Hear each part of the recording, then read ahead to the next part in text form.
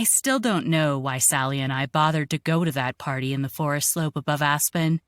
The people were all older than us and dull in a distinguished way. Old enough that we, at 40-ish, passed as the occasion's young ladies. The house was great, if you like Ralph Lauren-style chalets. A rugged luxury cabin at 9,000 feet, complete with elk antlers, lots of kaleems, and a wood-burning stove. We were preparing to leave when our host said, "No, stay a little longer so I can talk to you." He was an imposing man who'd made a lot of money. He kept us waiting while the other guests drifted out into the summer night, and then sat us down at his authentically grainy wood table and said to me, "So, I hear you've written a couple of books." I replied, "Several, actually."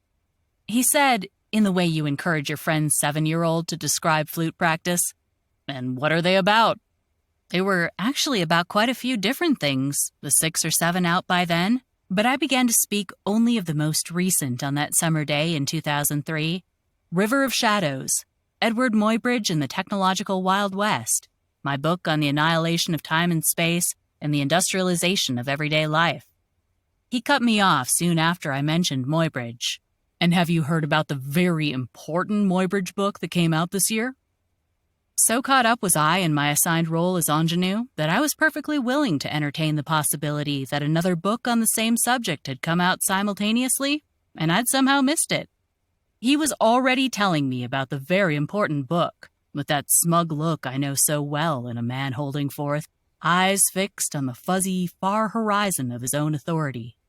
Here, let me just say that my life is well sprinkled with lovely men, with a long succession of editors who have, since I was young, listened to and encouraged and published me, with my infinitely generous younger brother, with splendid friends of whom it could be said, like the clerk in the Canterbury Tales I still remember from Mr. Palin's class on Chaucer.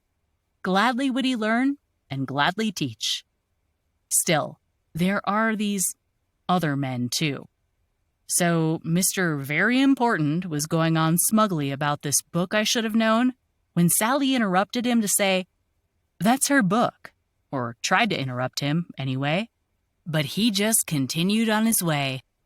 She had to say, "That's her book," 3 or 4 times before he finally took it in. And then, as if in a 19th century novel, he went ashen. That I was indeed the author of the very important book it turned out he hadn't read, just read about in the New York Times book review a few months earlier, so confused the neat categories into which his world was sorted that he was stunned speechless, for a moment, before he began holding forth again. Being women, we were politely out of earshot before we started laughing, and we've never really stopped. I like incidents of that sort, when forces that are usually so sneaky and hard to point out slither out of the grass and are as obvious as, say, an anaconda that's eaten a cow or an elephant turd on the carpet.